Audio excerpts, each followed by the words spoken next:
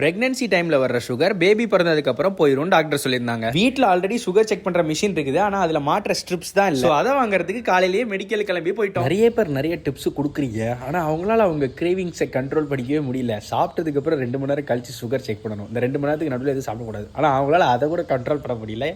என்ன சொல்றதுன்னு தெரியல, பாவமா தான் இருக்கு. எல்லாத்தையும் முடிச்சுட்டு வீட்டுக்கு வந்து அப்படியே ஸ்ட்ரீம்ல உட்காந்துட்டேன். ஸ்ட்ரீம்ல உட்காந்து ஒரு 4.5 மணி நேரத்துல அப்படியே எனக்கு ஒரு மாதிரி கேர் ஆக ஆரம்பிச்சிருச்சு. பசி ரெடிடா அப்படின்னு லைவ் எண்ட் பண்ணிட்டு அப்படியே நல்லா மூஞ்சி ஃபுல்லா தண்ணியை காட்டிட்டு சாப்பிட வீட்டுக்குள்ள வரவும் டேபிள்ல நவாப்பழம் இருந்துச்சு. அப்படியே நவாப்பழத்தை சாப்பிட்டுக்கிட்டே கிச்சன் பக்கம் போனா எனக்கு முன்னே எங்க அம்மா எனக்கு சாப்பாடு போடுறதுக்கு தட்டு எடுத்து வச்சிட்டு இருக்காங்க. சோறு, கொண்டக்கடலை குழம்பு, அப்பளம். ஆமா, உங்களுக்கு இவங்கள ஞாபகம் இருக்குதா? ஞாபகம் இருந்தா ஓல்டு சப்ஸ்கிரைபர், இல்லன்னா நியூ சப்ஸ்கிரைபர். நல்லா சாப்பிட்டுக்கிட்டு இருக்கவே தம்பி உள்ள போய் சாப்பிடுங்க தம்பி அப்படின்ற மாதிரி மழை வந்துருச்சு. 2 நாள் முன்ன வரையும் தும்மலுக்கு மாத்திரை போட்டுக்கிட்டு இருந்தேன். இப்பதான் சரியே ஆச்சு. சாப்பிட்டு முடிச்சுட்டு மழையை ரசிச்சுக்கிட்டே அப்படியே மறுபடியும் ஒரு 2 நவாப்பழத்தை ஆட்டையை போட்டு சாப்பிட்டாச்சு. அம்மாவோட ஹெல்த் கண்டிஷனுக்கு ரொம்பலாம் வெளியே எங்கேயுமே போக முடியாது. அட் த சேம் டைம் வீட்டுக்குள்ளேயே அடைஞ்சு கிடக்க முடியாது. மனநல பாதிச்சு அடிக்கடி சொல்லவும் செய்வாங்க, ஒரு மாதிரி நெஞ்சுக்குள்ள ஏதோ பண்ணுதுடா அப்படின்ட்டு. அதனால வாங்க போலான்னு ஒரு வாக்கிங் கூட்டு போயிட்டேன். கல்யாணத்தை முடிச்சுதான் ஆகணும்னு நினைச்சேன். கல்யாணத்தை முடிச்சு கடவுள் குழந்தையும் கொடுத்துட்டாரு.